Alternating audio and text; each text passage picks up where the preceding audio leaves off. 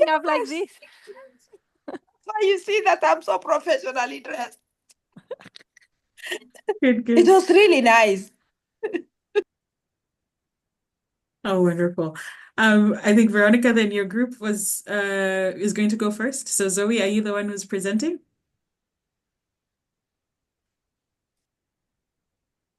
So I think she can present. Otherwise, we have also an ally in our room. It was Colleen. So we can ask Colleen if she would like then do the. Yes, please. Let's have Colleen present. Zoe, unfortunately, is monitoring the French channel, so she's not able to move back and forth. So Colleen, please, what was your group's nature-based superpower? Oh, we didn't even talk about that, huh? No. Okay, so tell us what you talked about, Veronica. We were talking about that we need a change. And what is the change? Well, Go, Colleen. the idea was really to work on the intersectional approach and see it as an approach and not only a tool to go beyond quotas and disaggregated data. And of course, we discussed a lot more, but that was the core idea because we saw this in different panels. And it was really interesting to see that now I think we are ready for this step to go very beyond only quotas and work on a real, I would say, a deep intersectional approach and really show the systematic barriers and the invisible barriers and not just stick to the traditional groups that we usually incorporate in projects, which are women, youth, marginalized groups, but really understand the local dynamics. And I will stop there. Thank you very much. Oh, thank you. So breaking down barriers and understanding the local dynamics. And very good to see you, Colleen. It's been a while. You too. Thank you so much. And maybe then we can go to Anita's group. So Anita and Andrea, what are you able to report back to us in terms of the discussion and especially talking about then the nature-based superpower? I know Veronica said that they were not able to get to that, but I have some ideas based on what you shared.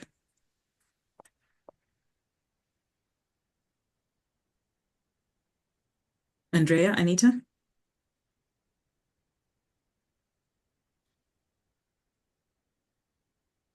Hi, I will be presenting the reporting from our Spanish breakout. I have Spanish in my ear and English here. Okay, so I'm gonna do a really quick overview of what we were doing in the room. So we had participants from different countries. They came from, we had from Panama, from Chile, Peru. Also, we talked about the commitments that we could do. I'm gonna switch to Spanish now so I can go through them. Okay. Maybe just give us a moment then to change. So if you are not a Spanish speaker, please go into the interpretation tab and then change the language. So you have the option of English or French. But if you remain in the original audio, you'll only hear the conversation in Spanish. All right, go ahead, Andrea.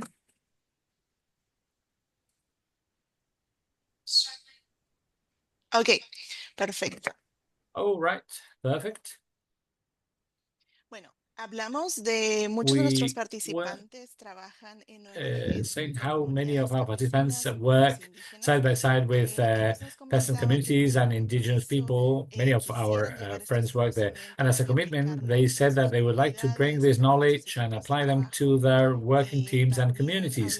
And also, we spoke about seeking solutions both for men and for women and developing wider abilities, wider skills for them to be able to claim their rights. Also, we spoke about promoting actions or adaptation-oriented actions while trying to gain justice and fairness and equality, and also that the voice of marginalized groups are brought onto the decision-making table. We also spoke about the work with women And the subject of empowerment while working with women's groups. Also, we had a participant who's working with young volunteers, and one of her commitments was that of bringing them onto decision-making spaces, that volunteers would have that ability and given that opportunity. It was quite an interesting discussion. Most of our participants came from NGOs. We could not cover the whole list of questions, but we were left with the commitment of continue with the promotion of actions beyond this symposium. And back to Wendy. Thank you so much, Andrea. So again, I hear a lot of working with diverse stakeholders, so that's coming up a lot. Do you mind just repeating the first two action commitments, Andrea?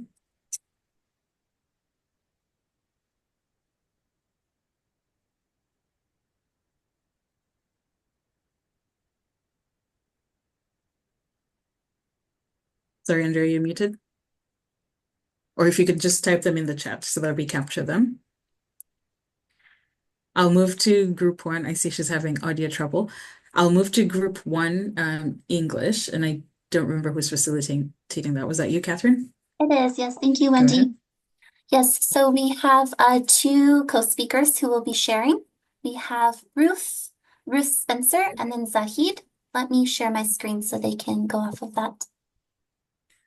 Hello, everyone. I'm reporting on behalf of our group. I shared on the ESCAZO agreement and how this agreement allows new voices to be a part of the decision-making processes.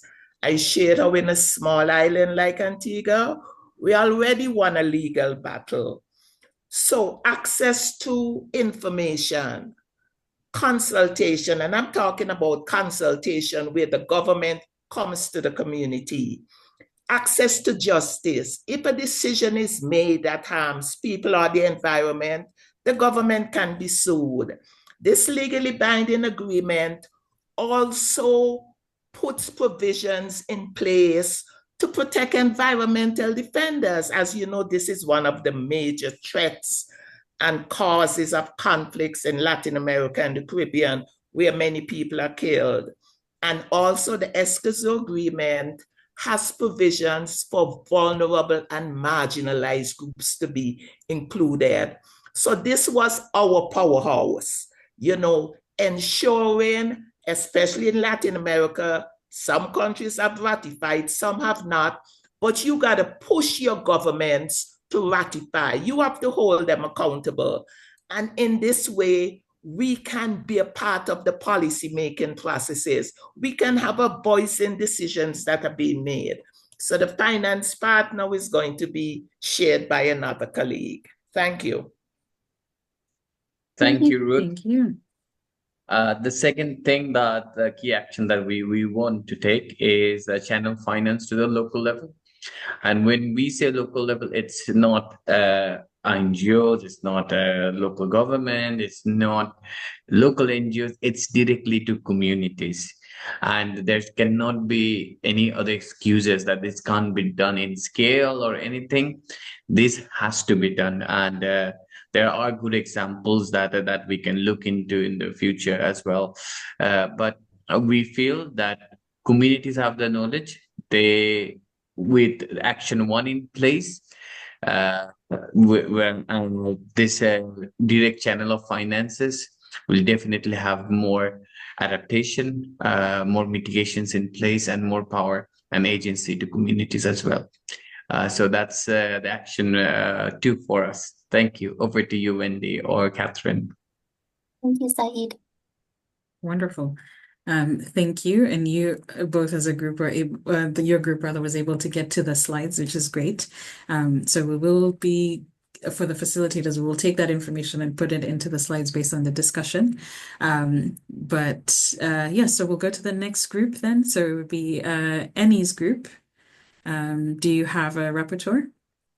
I think we did not get that far. We were just about to assign a rapporteur, so I'm just going to go ahead on behalf of our group.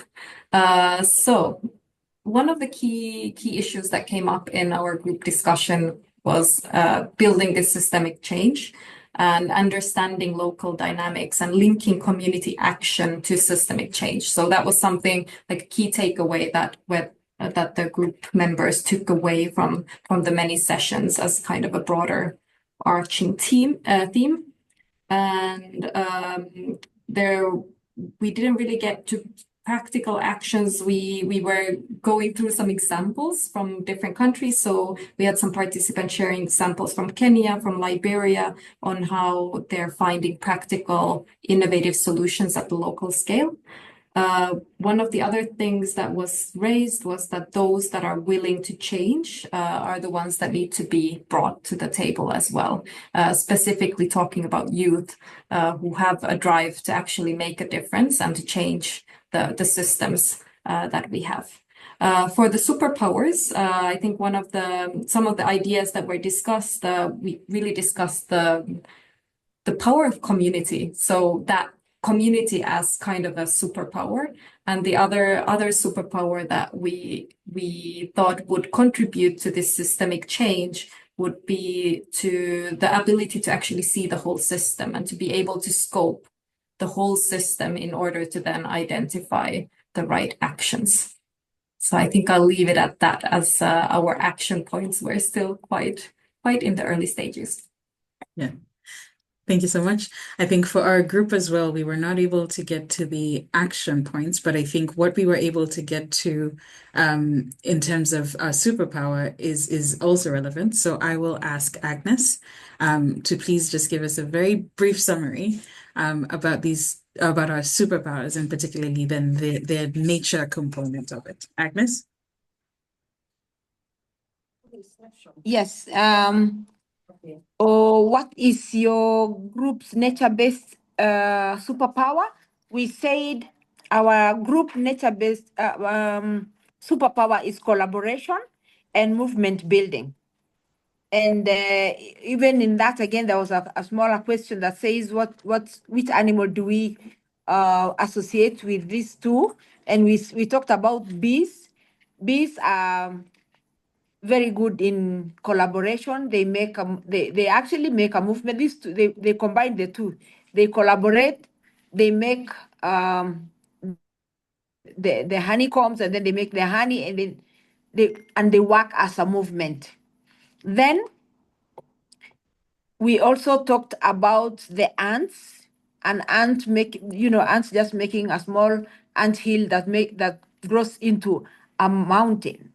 That is a very, very good example of a movement building. So what was our second question, Wendy?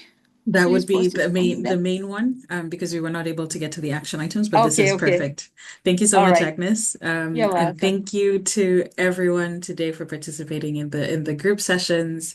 We hope that also it was in addition to the discussions, that it was an opportunity to exchange and network, and so that we can continue the conversation. I would say overall summary, we will be able to share this as part of the meeting wrap up so that we can also have the notes, just given that the time was limited and we were not able to have all the slides available. But I would just say then that overall, in terms of thinking about this session and today, and really a summary as Maria is sharing over here, is highlighting at the top, on my side, it's the top left corner, the idea of voices and inclusion and having our voices all represented. That came up in lots of different ways in the presentations that we've had from the breakout groups as well. I also wanted to underscore understanding the local context and the importance of that, so that our solutions must be rooted in fairness, but also in the realities of those who are most affected. So that really entails really understanding the local context, and that speaks to also understanding the potential solutions and available solutions that they're there. Thinking as well about intersectional approaches to climate resilience. What does that intersection look like, right? We've talked a lot about age and gender and other aspects of identity. How are we truly integrating this into our work? As well as Voices of Indigenous. I see Maria is drawing as we continue. But I was going to speak to that diversity as well, is who is part of this conversation, right? You have communities. What are the segments of community that are represented, and how are we truly capturing that? Having local governments as part of that discussion. Having private actors involved as well as donors. Everyone has a role. So we were talking in our group about bees, who everyone has in a beehive. They're very defined roles, but people are working together to achieve a unified objective despite their roles, and that's really what we want to see.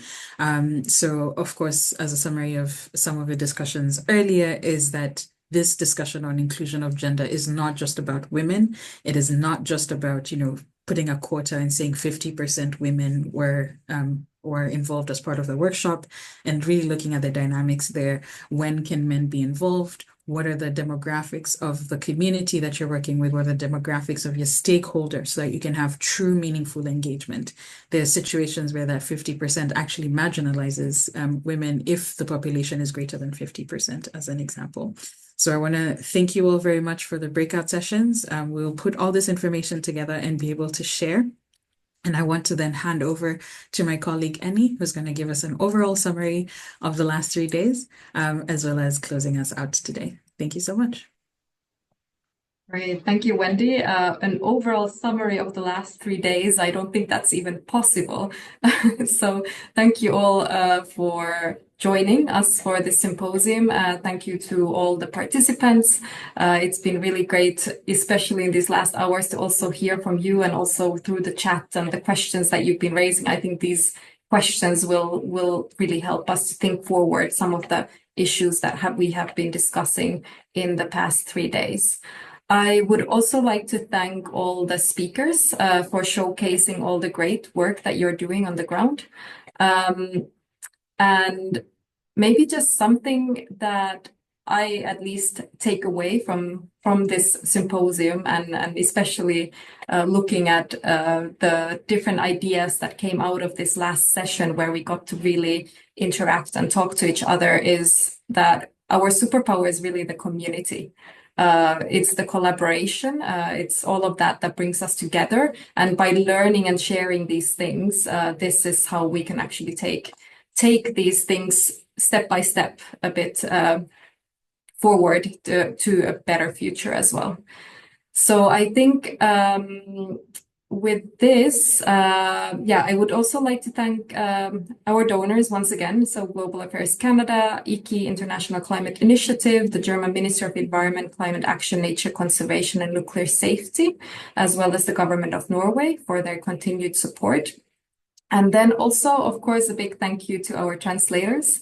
They've been working tirelessly in the backgrounds, translating all this technical knowledge and these exciting stories that we've been sharing throughout the 3 days.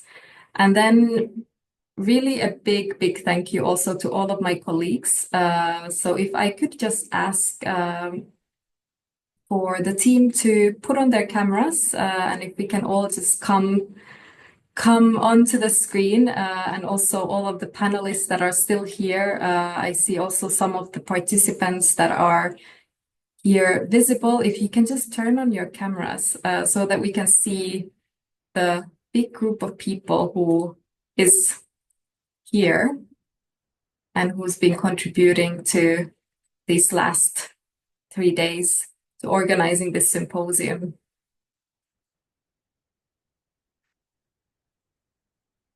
So this is the team and our translators as well.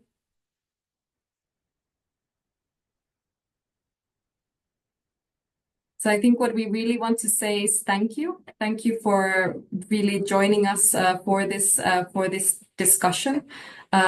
We really hope that you all leave the symposium feeling inspired.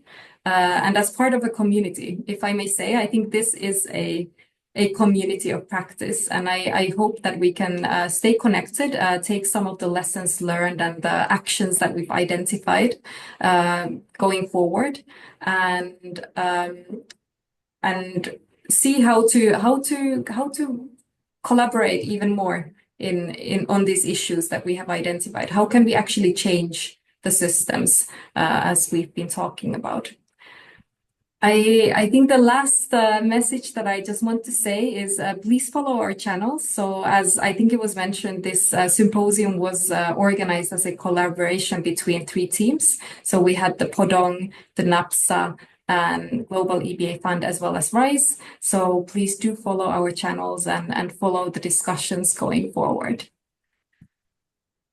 I think, Veronica, would you like to take the floor as well to give the final word?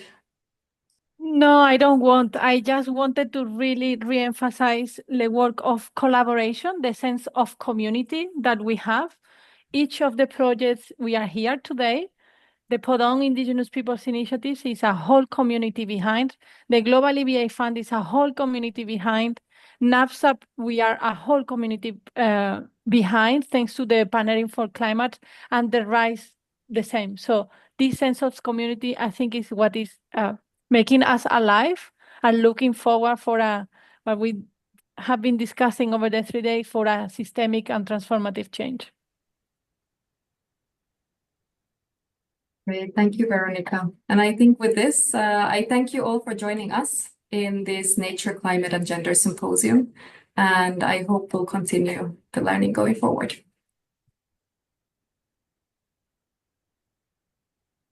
Yes, we'll share the recording and the links with all the participants as part of the follow-up from the workshop. So please anticipate. And the recordings will be available in French, English, and Spanish. Thank you very much.